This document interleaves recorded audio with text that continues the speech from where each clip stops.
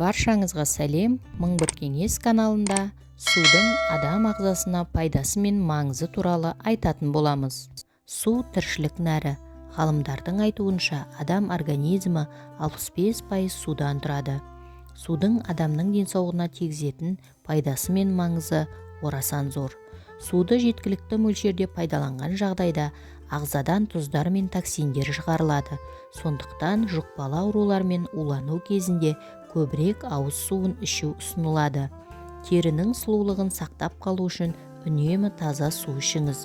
Өйткені сусыз тері құрғап, өз серпімділігін жоғалтып, әжімдердің пайда болуына әкеліп соғады. Сусыз ішек баяу жұмыс істейді. Сол себептен адамның іші жиі ауырып, ауыздан жағымсыз иіс шығады. Оны дұрыс мөлшерде тұтыну жүрек аурулары даму қаупін 41%-ға төмендетеді. Адамның иммундық жүйесіне пайдасы өте зор. Суды аз ішетін адамдар әртүрлі ауруларға бейім болады. Тамақтану алдында 5-10 минут бұрын су ішсеңіз, сіздің тәбетіңіз жоғалады. Бұл арықтауға көмектеседі. Ағзада судың аз болуы бастың ауруына әсер етеді. 2 стакан сұйықтықты ішсеңіз, басыңыздың ауырғаны басылады. Судың қаншалықты зияны бар? Соған тоқталып өтейік. Ағзада судың мөлшері тым көп болса, ол жүрек пен бүйрекке жүктемені 2 есе арттырады. Тым ыстық қылдырып ішу асқазанда ойық жара немесе панкреатиттің басталуына келуі мүмкін. Суық суды ішу зиянды. Өйткені ол асқазан мен ішкі құрылысты салқындатып, біраз уақыттан кейін түрлі ауруларға әкелуі мүмкін. Ауа райы ыстық болғанның өзінде жылы сұйықтық ішуге кеңес беріледі. Денсаулықты қалпына келтіретін тағы бір қарапайым әдіс аш қарынға бал қосылған жылы су ішу. Бал қосылған су несімен пайдалы және оны қалай дұрыс ішу керек? Бал қосылған жылы су ең әуелі организмде табиғи процесті жандандырып, асқазанның жұмысын белсенді етеді. Кейбір мамандар алдымен аш қарынға су ішіп, сосын барып бал қосылған жылы су ішуге кеңес береді. Тағы бір айта кетерлігі, суды емдік мақсатта пайдаланатын болсаңыз, қайнатылмаған су ішу керек. Мәселен, мамандар бұлақтың немесе құдықтың суы болса, және оның таза екеніне көзіңіз жетіп тұрса, қайнатпай ішуге болатынын айтады. Немесе фильтр сүзгісінен өткен суды да қайнатпай-ақ бал қосып ішуге болады.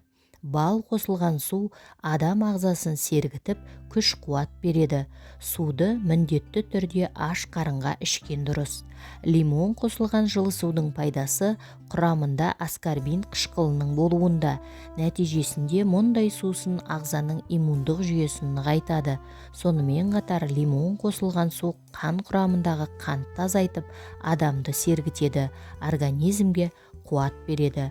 Шынымен де күніне көп мөлшерде су ішу керек дегенді жиі естіп жатамыз. Қайда барсаң да, қалай болса да, аурудың алдын алуды сумен байланыстырады. Ал салқын су зат алмасу қызметін жақсартады, яғни астың қорытылуында көмегі орасан зор.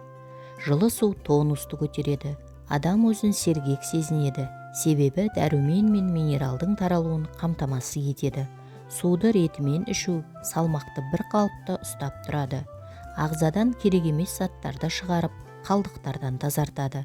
Теріні ылғалдандырады, рең береді. Рак ауруларының алдын алады. Өйткені су тазартушы азық. Ішек жолдарының жұмысын жақсарта түседі. Іш қатқанда пайдасы зор. Шаршағанды басады. Бұлшықеттің бірігуін қамтамасыз етеді. Денсаулықты нығайтуға әсер етеді. Әрбір адам күніне 2-2,5 литр су ішу керек екенін білсе де, көбісі бұл тәртіпті ұстана бермейді. Көпшілігі бұл норманың тым көп екенін айтады. Мұнда ауыз суды ішу тәртібін дұрыс ұстануды үйренуіміз керек. 5 жағдайға тоқталайық. Яғни суды граммен ішу керек. Америкалық ғалымдардың зерттеуі бойынша қатты калорияға қарағанда сұйық калориялар маңызды. Яғни біз ішетін сұйықтық кейде жейтін құрғақ тамақтан да қатты семіртеді. Оның ішінде дамыған елдерді жаулап алған тәтті сусындар адамдардың семіруіне себепші болады. Сондықтан да барлық диетологтар қарапайым таза суды ғана ішуге кеңес береді. Қанша су ішу керек? Дүниежүзілік денсаулық сақтау ұйымы адамға қажетті судың мөлшерін есептеп, 1 келі салмаққа 30 мг судан кететінін анықтады. Яғни салмағы 70 келі адамға тәулігіне 2 литр 100 мг су керек. Жалпы түсінік бойынша су асқазанды толтыратындықтан тиісінше асқазанға аз мөлшерде ғана тағам сияды. Бірақ біз тек судың арқасында ғана арықтамаймыз. Біз суды дұрыс ішкеннің арқасында барлық зат алмасу процестері, соның ішінде майдың ыдырауы жеделдетіледі. Егер сіз ағзаңызға қажетті мөлшерде су ішетін болсаңыз, метаболизм шамамен 3%-ға жылдам жұмыс істейді. Яғни осы пайызға байланысты адам жылдам салмақ тастайды. Бұл көп болмаса да күн сайын болатын процесс. Орташа алғанда біздің ағзамыздың 75% судан тұрады. Сондай-ақ қан да 92% судан тұрады. Сондықтан су жеткіліксіз болған кезде қан қоюланады және қан қысымы көтеріледі. Сол себептен қан қысымы жоғары науқастар қалыпты ауыз су режимін ұстануы керек. Су аллергияны бақылайды. Ағзада су жетіспейтін болса, гистаминнің өндірілуі артып, ол ағзадағы қалған суды өз қалауы бойынша дұрыс бөле бастайды. Ал гистамин артық болса, онда ол аллергияны белсендіреді. Сондықтан аллергиясы бар адамдарға талап етілген нормада су ішкен өте маңызды. Сондай-ақ су буындардағы ауырсынуды жеңілдетеді. Әрине, су біздің буындарымыз үшін өте қажет. Біле білсеңіз, артроз, остеохондроз секілді аурулар ағзаға судың үнемі жетіспеушілігінен туындайды. Өйткені шеміршек талшығына жеткілікті мөлшерде қоректік заттар түспесе және қан айналым дұрыс жүрмесе, ол тез тозады. Тек бұлшықеттерді ғана емес, сондай-ақ шеміршек тіндерін де жақсы жағдайда сақтау керек. Себебі соның арқасында шеміршек тініне қоректік заттар түседі. Сондай-ақ ішу балансын сақтау керек. Яғни тәулігіне кем дегенде 2 литр су ішуге тырысыңыз. Әсіресе дене жаттығуы кезінде әрбір 15 минут жаттығу сайын 1 жұтым су ішу керек. Айта кетейік, ағзада су жеткіліксіз болған кезде барлық ферменттердің өндірісі баяулап, энергетикалық белсенділік төмендейді. Косметологтар өз қабылдауына келген клиенттерден ең алдымен су ішу режимі жайлы сұрайды. Себебі судың жетіспеушілігі бет терісіне әсер етеді. Ағзада су жетіспесе бет терісі кеуіп, әжімдер ерте пайда бола бастайды. Сондай-ақ, ағзадағы су жетіспеген кезде шаш жылтырамай сынғыш болады. Су тіпті витаминдерден де қатты маңызды. Сондықтан да косметологтар тәулігіне кемінде 2,5 литр су ішу керектігін айтады. Нені түсіну маңызды?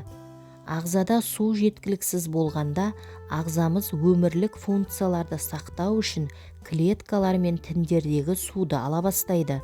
Бірақ бұл кезде тіпті ең маңызды органдарда зардап шегуі мүмкін. Мысалы, ми гипоксиядан зардап шегуі ықтимал. Себебі ағзада су жеткіліксіз болса, қан қоюланып, оттегін нашар тасымалдай бастайды. Сол себепті жүректе де қиындықтар пайда болады. Егер сіз өзіңізді жеткілікті мөлшерде су ішуге үйрете алмасаңыз, оны дәрі ретінде қабылдауға тырысыңыз. Өйткені адам дәрінің маңызды екенін біле отырып, оны сағатқа қарап ішеді. Сондықтан да суды да дәрі ретінде қабылдап ішкен дұрыс. Адам организмі бір тәулікте шамамен 1,5-2 литр су жоғалтады. Сондықтан адам күніне сонша су ішіп отыруы қажет. Таңертең аш қарынға су ішуді әдетке айналдырған дұрыс. Мидан бастап асқазанға дейінгі денедегі бүкіл мүшелердің су қажеттілігі бар. Сондықтан мол су ішіп, денедегі су жетіспеушілігінің алдын алу керек. Әрбір таңды 1 стакан кофемен емес сумен бастаңыз.